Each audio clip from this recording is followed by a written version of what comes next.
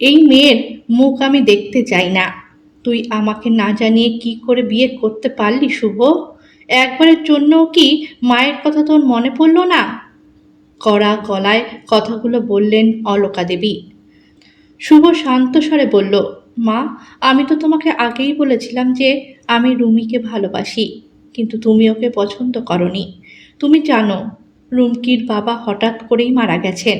ছোটবেলায় মাকে হারিয়েছে, এখন বাবাকেও হারালো। মেয়েটা একেবারে একা হয়ে গেছে। এই পরিস্থিতিতে ওকে ছেড়ে দেওয়া আমার পক্ষে সম্ভব ছিল না, তাই বিয়ে করার সিদ্ধান্ত নিয়েছি। এদিকে খবর পেয়ে কয়েকজন প্রতিবেশী এসে হাজির হলেন। একজন বললেন, আরে দিদি, বউ যখন এসে গেছে আর শুভ যখন বিয়ে করে এনেই ফেলেছে, তখন মেয়েটাকে মেনে নাও, বরণ করে ঘরে তোলো। কিন্তু আরেকজন প্রতিবেশী ঠোঁট বাঁকিয়ে বললেন, হ্যাঁ রে শুভ, তোর পছন্দ বলতে হবে। তুই দেখতে একেবারে রাজপুত্রের মতো, আর এমন একটা কালো মেয়েকে পছন্দ হলো? মুখশ্রীও তো তেমন নয়। কথাগুলো শুনে রুমকি মাথা নিচু করে দাঁড়িয়ে রইল। চোখের কোণ বেয়ে নীরবে জল গড়িয়ে পড়তে লাগলো। শুভ প্রতিবাদ করে বলল, কেন কাকিমা, গায়ের রং কালো বলে কি সে মানুষ নয়?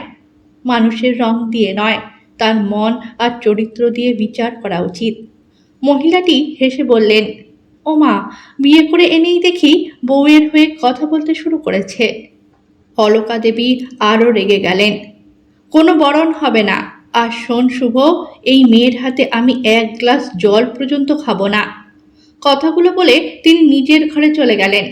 ঠিক তখনই শঙ্খ বাজাতে বাজাতে বরণডালা হাতে নিয়ে এগিয়ে এলেন শুভর বাবা অজয়বাবু। তিনি হাসি মুখে নবদম্পতিকে বরণ করে ঘরে তুললেন। শুভ ছিল তাদের একমাত্র সন্তান। মধ্যবিত্ত সংসার। অজয়বাবুর একটি মুদির দোকান ছিল, যা মূলত শুভই সামলাতো। রুমকির বাড়ি ছিল পাশের গ্রামে। বহুদিন ধরেই শুভ ও রুমকি একে অপরকে ভালোবাসত। রুমকি ছিল ভদ্র, শিক্ষিত এবং অত্যন্ত আত্মসম্মানী মেয়ে। ছোটবেলায় মাকে হারানোর পর বাবার কাছেই মানুষ হয়েছে। নিজের পড়াশোনার খরচ জোগাতে টিউশন পড়িয়ে কোনো রকমে গ্র্যাজুয়েশন সম্পন্ন করেছিল। কিন্তু গত কয়েক বছর ধরে তার বাবা গুরুতর অসুস্থ ছিলেন। দীর্ঘদিন রোগভোগের পর হঠাৎই তিনি মারা যান। বাবার মৃত্যুর পর রুমকি একেবারে নিঃস্ব ও একা হয়ে পড়ে। সেই সময় শুভ বুঝতে পারে শুধু ভালোবাসা নয়, এখন রুমকির পাশে দাঁড়ানো তার দায়িত্ব। রুমকির গায়ের রং শ্যামবর্ণ, মুখশ্রীও খুব সাধারণ। সেই কারণেই ছবি দেখেই অলকা দেবী তাকে অপছন্দ করেছিলেন। তিনি ছেলেকে বলেছিলেন, তোর মতো ছেলের জন্য আমি সুন্দরী বউ নিয়ে আসবো। এই মেয়েকে আমি ঘরে তুলতে পারবো না। শুভ তখন বলেছিল, মা, শুধু সুন্দরী হলেই মানুষ ভালো হয় না। আমি রুমকিকে রূপ দেখে ভালোবাসিনি, ওর গুণ আর মনের সৌন্দর্য দেখে ভালোবেসেছি। অবশেষে অজয়বাবুর হাত ধরেই রুমকির এই বাড়িতে প্রবেশ। ঘরে ঢোকার পর অজয়বাবু বললেন, মা, কিছু মনে করো না। তোমার শাশুড়ি একটু কঠোর স্বভাবের মানুষ।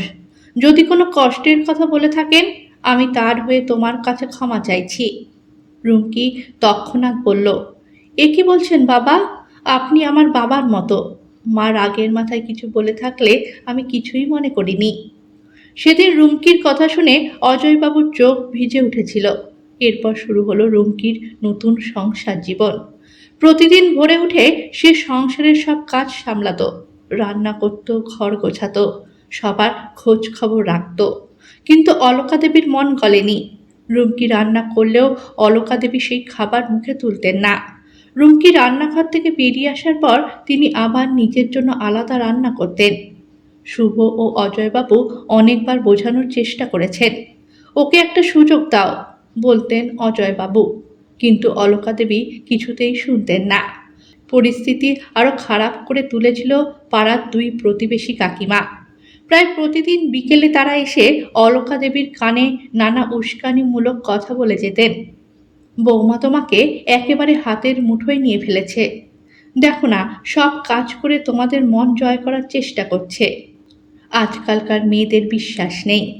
এইসব কথা শুনে অলকা দেবীর মনে রুমকির প্রতি বিরূপতা আরও বেড়ে যেত।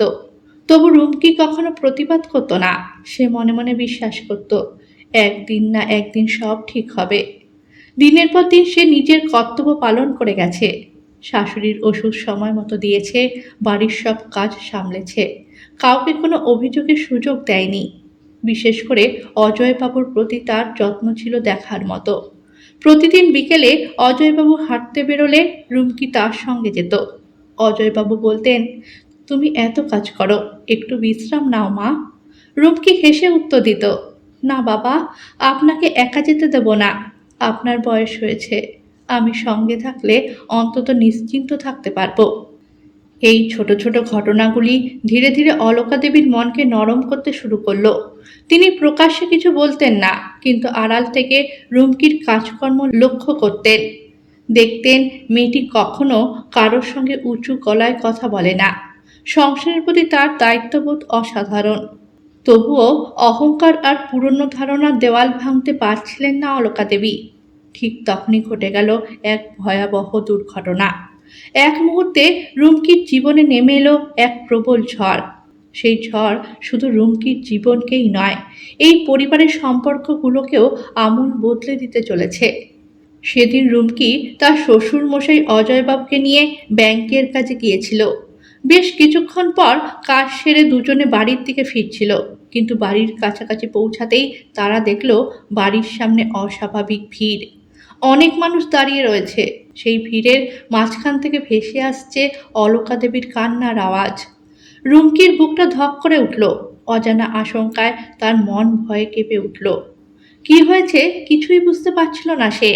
তাড়াতাড়ি ভিড় ঠেলে বাড়ির ভেতরে ঢুকে শাশুড়ির কাছে গিয়ে বলল, মা, কি হয়েছে? আপনি কাঁদছেন কেন? অলকা দেবী কান্নায় ভেঙে পড়ে বললেন, সব তোমার জন্য হয়েছে। সেদিন যদি শুভ আমার কথা শুনতো, তাহলে আজ এই সর্বনাশ হতো না। আমি আগেই বলেছিলাম এই বিয়ে আমাদের জন্য অমঙ্গল ডেকে আনবে। রুমকি হতভম্ব হয়ে গেল। অজয়বাবু উদ্বিগ্ন গলায় বললেন, কি হয়েছে সেটা আগে বলো অলকা। অলকা দেবী কাঁদতে কাঁদতে বললেন, আমাদের শুভর ভয়ানক অ্যাক্সিডেন্ট হয়েছে। একটু আগে ফোন এসেছিল, ওকে হাসপাতালে ভর্তি করা হয়েছে। কথাটা শুনেই অজয়বাবু যেন পাথর হয়ে গেলেন। তার চোখের সামনে অন্ধকার নেমে এলো। তিনি ধপ করে বসে পড়লেন। রুমকি শুনে কান্নায় ভেঙে পড়ল, কিন্তু সে নিজেকে সামলে নিল। যে নম্বর থেকে ফোন এসেছিল সঙ্গে সঙ্গে সেখানে ফোন করলো। ফোনের ওপার থেকে একজন ভদ্রলোক বললেন, আমরা দুর্ঘটনার পর ওনাকে উদ্ধার করে সদর হাসপাতালে ভর্তি করেছি। বাইকের সঙ্গে একটি ট্রাকের ধাক্কা লাগে, অবস্থা খুবই গুরুতর। আর এক মুহূর্ত দেরি না করে রুমকি অজয়বাবুকে নিয়ে হাসপাতালে ছুটল। হাসপাতালে পৌঁছে তারা জানতে পারল শুভর অবস্থা অত্যন্ত সংকটজনক। মাথা ও শরীরের বিভিন্ন জায়গায় গুরুতর আঘাত লেগেছে। ডাক্তার স্পষ্ট জানিয়ে দিলেন, আমরা আমাদের সর্বোচ্চ চেষ্টা করছি, কিন্তু এখন সবকিছু আমাদের হাতের বাইরে। আপনারা ভগবানের কাছে প্রার্থনা করুন। কোনো অলৌকিক ঘটনা ঘটলে তবেই রোগীকে বাঁচানো সম্ভব। সেই রাত থেকেই শুরু হলো রুমকির জীবনের সবচেয়ে কঠিন লড়াই। দিনরাত হাসপাতালের করিডোরে বসে কাটাতে লাগলো সে। মুখে অন্ন নেই, চোখে ঘুম নেই, শুধু একটাই প্রার্থনা, ভগবান আমার স্বামীকে ফিরিয়ে দাও। অলকা দেবী কিন্তু তখনও রুমকিকেই দোষ দিয়ে যাচ্ছিলেন। তুই আমাদের সংসারে আসার পর থেকেই অমঙ্গল শুরু হয়েছে, সব তোর জন্য হয়েছে। কঠিন কথাগুলো শুনেও রুমকি কোনো উত্তর দিত না। চোখের জল মুছে শুধু স্বামীর সুস্থতার জন্য প্রার্থনা করত।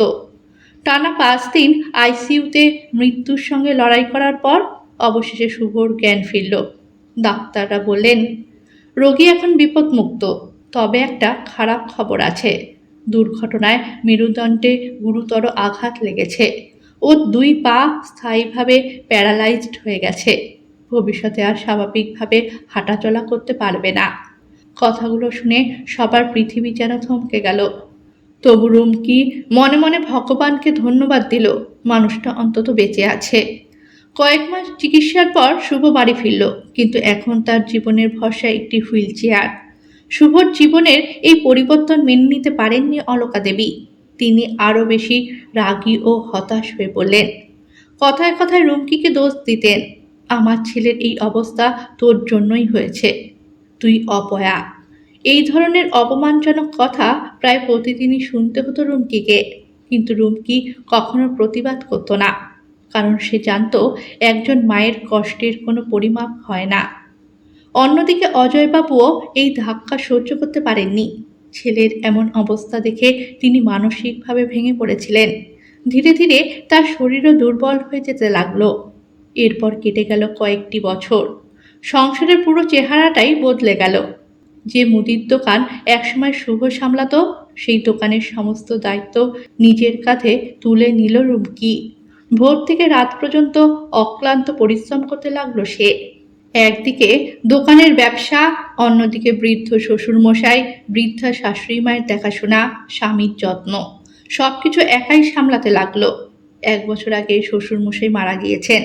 এরই মধ্যে তাদের জীবনে এলো এক ছোট্ট কন্যা সন্তান। সেই শিশুর হাসি যেন অন্ধকার সংসারে নতুন আলো নিয়ে এলো। রুমকির দিন আরো ব্যস্ত হয়ে উঠল, কিন্তু দায়িত্ব থেকে সে একদিনও পিছিয়ে যায়নি।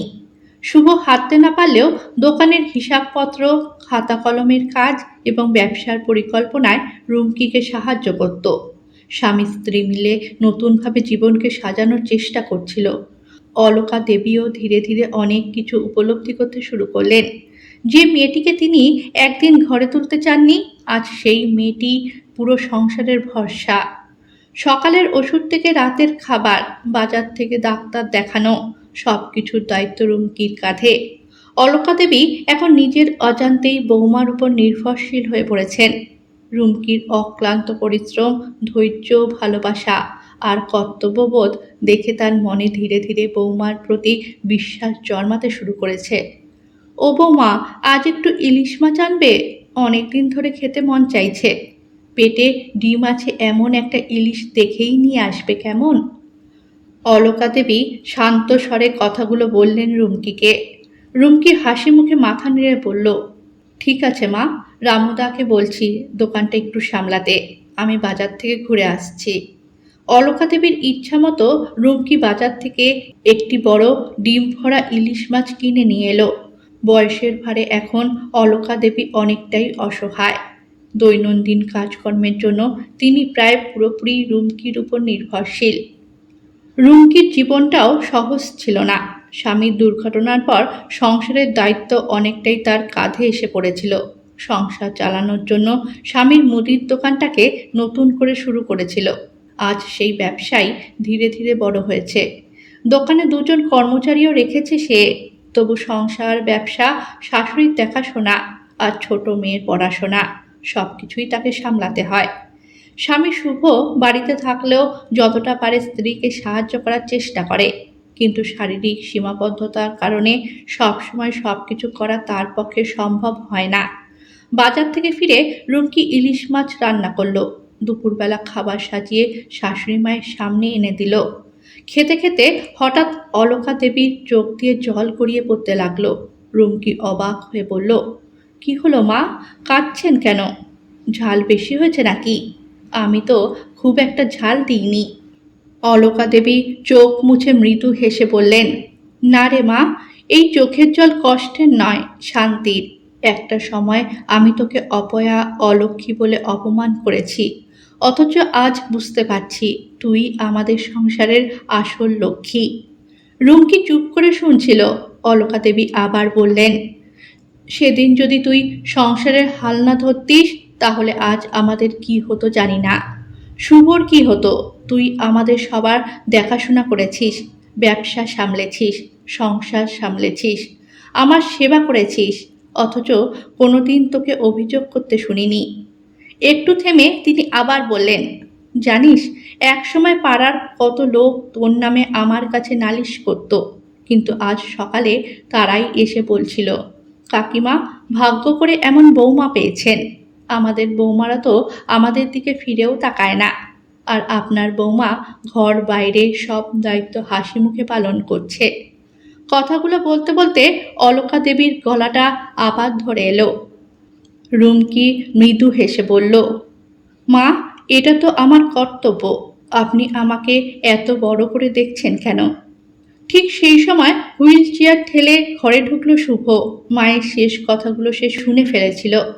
হেসে সে বলল, আমি তো তোমাকে আগেই বলেছিলাম মা, রুমকি মন থেকে খুব ভালো একজন মানুষ। মানুষের রূপ দেখে নয়, তার গুণ আর ব্যবহারের মাধ্যমে বিচার করা উচিত। অলকা দেবী দীর্ঘশ্বাস ফেলে বললেন, ঠিক বলেছিস। তোর বাবা আমাকে কতবার বোঝানোর চেষ্টা করেছিল, কিন্তু তখন আমি কিছুই বুঝতে চাইনি। মানুষের আসল মূল্য যে তার চরিত্রে, সেটা বুঝতে আমার অনেক দেরি হয়ে গেছে। রুমকি বিষয়টা অন্যদিকে ঘোরাতে বলল, আচ্ছা মা, এত কথা পরে হবে, আগে খাবারটা শেষ করুন। বলুন তো, রান্নাটা কেমন হয়েছে? অলকা দেবী মুখে হাসি এনে বললেন, খুব ভালো হয়েছে মা। অনেকদিন পর এত তৃপ্তি করে ইলিশ খেলাম। ঘরটা যেন এক অদ্ভুত শান্তিতে ভরে উঠল। একসময় রুমকি সত্যিই ভেঙে পড়েছিল। শুভর দুর্ঘটনার পর চারদিক অন্ধকার মনে হয়েছিল তার। সে ভেবেছিল হয়তো তার ভাগ্যে সুখ বলে কিছু নেই। সংসারের মানুষদের কাছ থেকেও অনেক কটু কথা শুনতে হয়েছে তাকে। এমনকি অপয়া বলেও অপমান করা হয়েছে। কিন্তু সে হাল ছাড়েনি।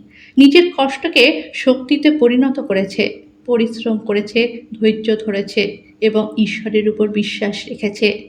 প্রতিটি সমস্যার মুখোমুখি হয়েছে সাহস নিয়ে। আজ সেই পরিশ্রমের ফল সে হাতে হাতে পাচ্ছে। ব্যবসায় সে প্রতিষ্ঠিত হয়েছে, সংসারও সুন্দরভাবে সামলাচ্ছে। সবচেয়ে বড় কথা, একসময় যে মানুষগুলো তাকে ভুল বুঝেছিল, আজ তারাই তাকে সম্মান করে। অলকা দেবী মনে মনে ভাবলেন, মানুষকে চেনা সত্যিই কঠিন। বাহ্যিক রূপ, ভাগ্য কিংবা পরিস্থিতি দেখে কাউকে বিচার করা যায় না। একজন মানুষের আসল পরিচয় তার মন, তার ব্যবহার এবং তার কর্মে। রুমকির দিকে তাকিয়ে তার মনে হলো, ঈশ্বর হয়তো অনেক দেরিতে হলেও তাকে সত্যটা বুঝিয়েছেন। মানুষের বাহ্যিক রূপ বা পরিস্থিতি দেখে কখনো তার চরিত্র বিচার করা উচিত নয়। ধৈর্য, পরিশ্রম এবং আত্মবিশ্বাস থাকলে কঠিন সময়ও একদিন কেটে যায়। পরিবারের প্রতি দায়িত্ববোধ ও ভালোবাসা একটি সংসারকে শক্ত ভিত্তির উপর দাঁড় করায়। ভুল স্বীকার করা দুর্বলতার নয়, বরং মহান মানুষের পরিচয়। জীবনে যত বড় ঝড়ই আসুক না কেন, আশা ও বিশ্বাস হারিয়ে ফেলা উচিত নয়। যে মানুষ নিঃস্বার্থভাবে অন্যের পাশে থাকে, একদিন সে অবশ্যই সম্মান ও ভালোবাসা পায়। ঈশ্বর কখনো মানুষের পরিশ্রম ও সততার মূল্য বৃথা যেতে দেন না।